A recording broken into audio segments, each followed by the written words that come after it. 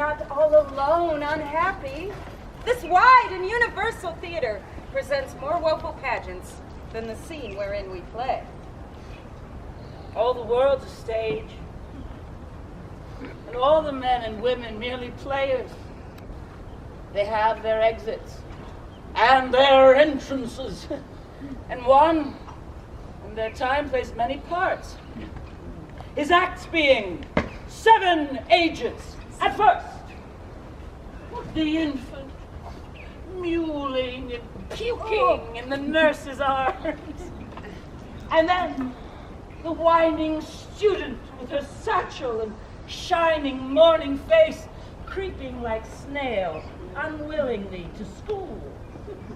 And then the lover, sighing like furnace, making his woeful ballad to his mistress' eyebrows.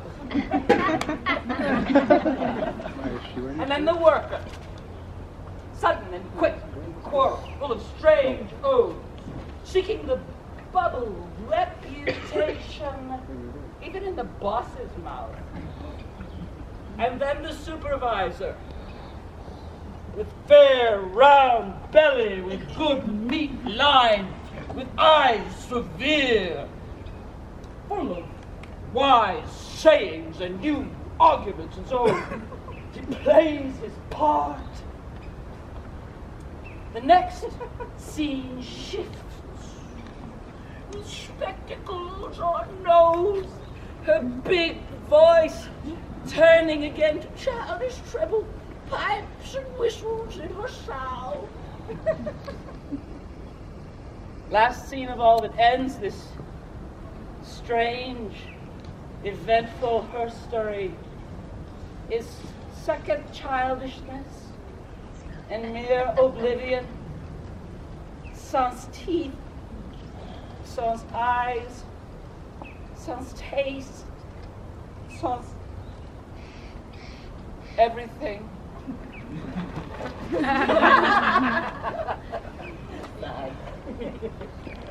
Hang there my verse, in witness of my love. O Rosalind, that these trees shall be my books, and in their thought I'll perish more. That every eye in which this forest looks shall see thy virtue, witnessed everywhere.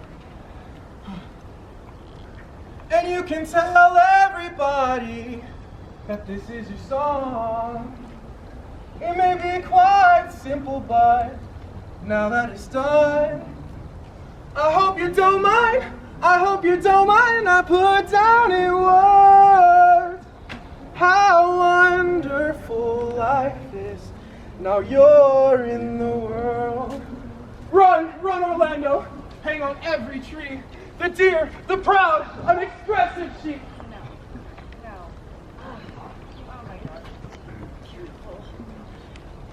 And what think you of his forest life, Touchstone? It is a very good life. In respect that it is in the trees, it pleases me well. But in respect that it is not in the city, it is us. Yeah. Well, have you any philosophy, Ranger? I know that the property of rain is to wet and fire to burn. That great cause of too much fire is man's greed, and that great cause of man's greed is not enough nature, and that too much greed will destroy this nature. Such a one is a natural philosopher. But were you ever in a business, Ranger? Touchstone, I am an honest leader. I earn that I eat, get that I wear, owe no one hate, envy no one's happiness, am glad of other people's good, content with my harm, and the greatest of my day is to see the water fall and the sun rise. Oh, here comes Mr. Ansel. From the east to western end, no jewel is like Rosalind. Her worth being mounted on the wind through all the world bears Rosalind. I'll run you so 8 years together. Out, fool. Yeah, for a taste, and you may know this one. If a heart do lack a hide, let him seek out Rosalind. If a cat be after kind, so be sure will Rosalind. The sourest nut, sweetest rind, such a nut is Rosalind. He that sweetest rose will find, must find love's prick, and Rosalind. Such are the false gallop of verses. Why must you infect yourself with them? Peace, you dull fool. I found them on a ponderosa pine tree. Well, truly, the tree yields bad fruit. Peace. Oh, here comes my sister. Reading. I see what I don't see what I seldom see. Breathe heavy, breathe light, breathe as you like it. This isn't one of those weird Rosalind poems. Who wrote this? Emily? Who wrote that? Did you see these poems? Oh, yes, I saw them all. But did you see without wondering how your name should be writ and hung upon all these trees? Girl, I was 7 of the 9 days out of wonder before you came. Look here what I found on a ponderosa pine tree. Know you who has done this? Is it a man? And a chain you once wore about his neck. Change you color.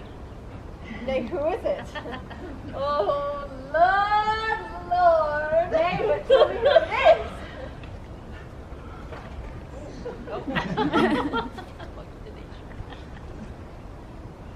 Wonderful. And more wonderful, and more wonderful, wonderful, and again wonderful, and after that, out of all hooping. Do you think, though I am apparelled like a man, that I have a pocket knife and a jockstrap in my disposition? Tell me who it is quickly and speak apace. What manner of man is his head worth a hat or his chin worth a beard? Nay, he hath but a little beard. Let me stay the growth of his beard if you delay me not the knowledge of his chin. It is young Orlando who tripped up the wrestler's heels in your heart both in an instant. Nay. But the devil take mocking, speak sad brow and true maid. In faith, 'cause 'tis he. Orlando? Orlando! Oh, last the day! What shall I with my swagger and accent? What did he when he saw you? What said he? How looked he? What makes him here? Did he ask for me? And when will you see him again? Answer me in one word. You must borrow me Gargantua's mouth first. But does he know that I'm here and dressed like a man? Look he as freshly as he did the day he wrestled. I found him under a tree like a dropped acorn. May well be called God's tree when a drop sports such fruit. Give me audience, madam. Proceed. There he lay, stretched along like a wounded knight. Oh, it may be a pity to see such a sight, but it well becomes the ground. He was furnished like a hunter. Oh, ominous. He comes to kill my heart. You bring me out of tune. Soft, comes he not here? 'Tis he. Slink by and know him. The problem with you is you keep taking the trees' paper, writing practice sessions on them, then nailing them into the trees. It's bad for the tree. This I found, this is better than the stuff you've been saying. What a treat to hear Shakespeare in my ear. Sonnets amongst the granite is exactly as I like it. Catherine Jones, where are you? Bang! That's what I'm talking about. Take a lesson. That's heaping this. Good faith. I had rather be by myself alone. And so had I. let's meet as little as we can. I do desire that we may be better strangers. I pray you mar no more of our trees with writing love songs in their barks. And I pray you mar no more of my verses of reading them ill-favoredly. Rosalind is your love's name? Yes, just. I do not like her name. There was no thought in pleasing you when she was christened. What stature is she of? As high as my heart. The worst fault that you have is to be in love. And it is a fault that I would not change for your best virtue. Ooh. I'm weary of you. Farewell, good Mr. Love. I'm glad of your departure. Adieu, good Madame Melancholy. I will play the saucy lackey with him, and under that habit, play the knave with him. Do you hear, Forrester? Very well. What have you? I pray you, what is it o'clock? You should ask me what time of day. There are no clocks in the forest. Then there is no true lover in the forest, else sighing every minute and groaning every hour would detect the lazy foot of time as well as a clock. Where dwell you, handsome youth? With my sister, in the skirts of the forest, like fringe on a petticoat. Are you native of this place? Does a bear poop in the woods? So, there's a man who haunts this forest and abuses our young plants by carving the name Rosalind in their barks. He hangs odes upon lodgepoles and odes and elegies in black oaks, all for certain deifying the name of Rosalind. If I could meet that fancy monger, I would give him some good counsel, for he seems to have the quotidian of love upon him. I am that he that is so love-shaped. I pray you, tell me your remedy. I know how to know a man in love, in which cage of brushes I am sure you are not prisoner. What are his marks?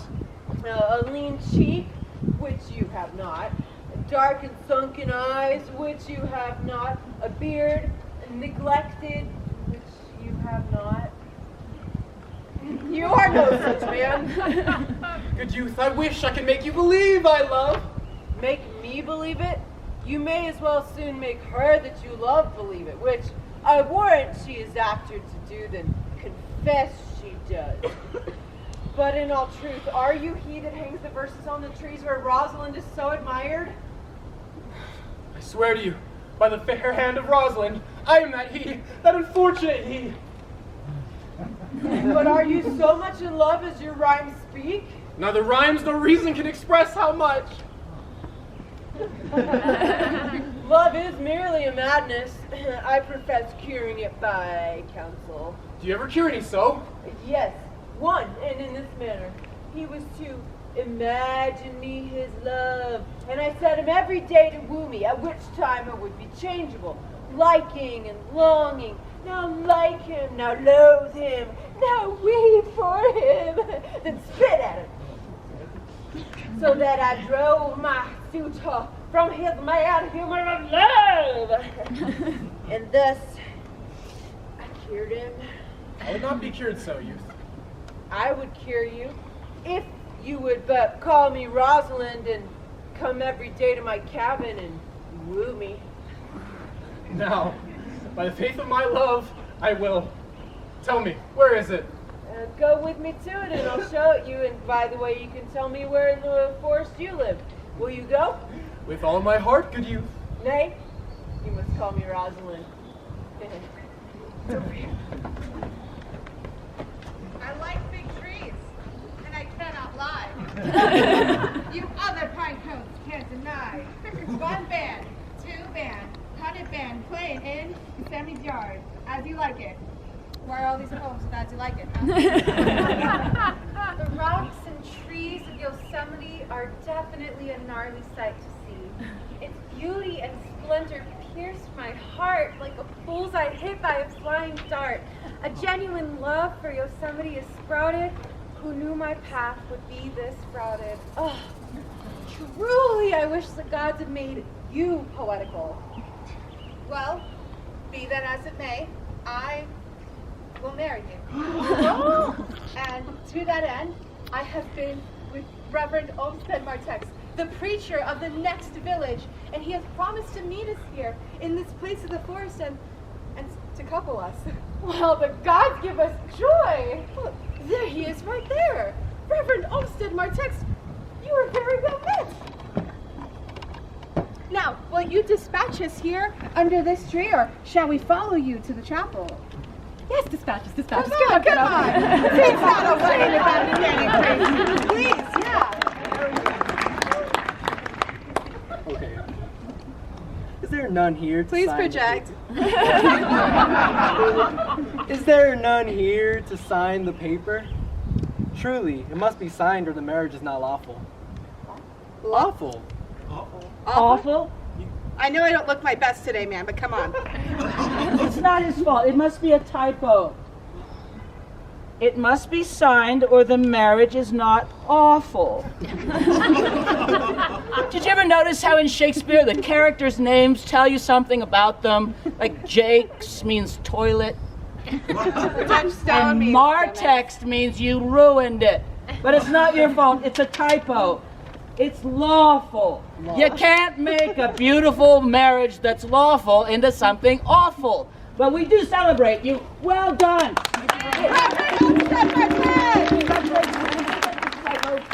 No. Now, Ranger Audrey, will you be married to this fool? Yeah. I will. Yay! Well, let me talk to you because it's lawful in 50 states. But if you travel in Morocco, there's trouble. And if you want to adopt a child, more trouble. If you don't have a prenup, more trouble. You see, as Robert Frost once said, Earth is the right place for love. Hang there, our science, in witness of the fires we face, of the warming of the great globe itself. Tell us of what we must do to save our trees, to save the inhabitants of our world, and ourselves too.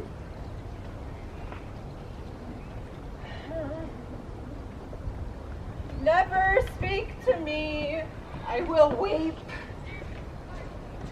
Have the grace to consider that tears do not become a man. Men can totally cry.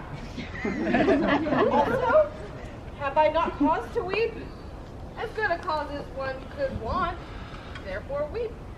But why did he say he would come this morning and comes not? Nay, there is no truth in him. Do you think so? Yes. I think he is not a litterer or an arsonist, but as for his verity and love, I do think him as hollow as a worm-eaten acorn. Not true in love? Well, yes, when he's in love, but I think he is not in. But you heard him swear downright he was. Was is not is. He hangs out here in the forest with your mother. But what speak we of mothers when there is such a man as Orlando? Oh, there's a brave man. He writes brave verses, speaks brave words, makes brave oaths, and then breaks them bravely. Who comes here? Phoebe! Sweet Phoebe! Do not scorn me. Say you love me not, but say not so in bitterness. I fly you, for I would not injure you. Now I do frown on you with all my heart. And if my eyes can't wound, then let them pierce you. Now show me the wound my eyes have made in you. Oh, dear Phoebe, if ever, as that ever may be near, you meet in some fresh cheek the power of fancy, then shall you know the wounds invisible that love's keen arrows make. Until that time, I shall not hit you. And why, I pray you, who might you be that you insult, exult, and all at once over the wretched? Why, what means this? Why do you look on me? I think she means to tangle my eyes too. You foolish firefighter, why do you follow her? It's fools such as you that makes the world full of ill-favored children. Sweet youth, I pray you, chide a year together, for I'd rather hear you chide than this man woo. He's fallen in love with her in kindness, and she'll fall in love with my anger. Why do you look so upon me? For no ill will I bear you. I pray you do not fall in love with him. He's falser than vows made in wine. Besides, I like you not. Hope not after it. Come, sister. Climber, maybe look on him better. But whoever loved that looked not at first sight. Oh, sweet Phoebe. What do you say? Sylvia. Sweet Phoebe, pity me. Why, I am sorry for you. Gentle, Sylvia. Well, wherever sorrow is, relief would be. You have my love. Is that not neighborly? Sylvius, the time was that I hated you, and yet it is not that I bear you love now, but that you can talk of love so well. Your company, which used to be irksome to me, I shall endure, and I'll employ it too. Loose now and then a scattered smile, and that I'll live upon. Do you know that youth that spoke to me erewhile? Not very well, but I have met him often, and I do know the cabin that he and his sister have bought. Think not that I love him, though I ask for him. He's but a peevish boy, yet he talks well. He's not very tall, but for his years he's tall. I love him not, nor hate him not, and yet I have more cause to hate him than to love him. For now I am remembered. He scorned at me. I will write to him a very taunting letter, and you will deliver it. Will you, Sylvius? Oh, Phoebe, with all my heart.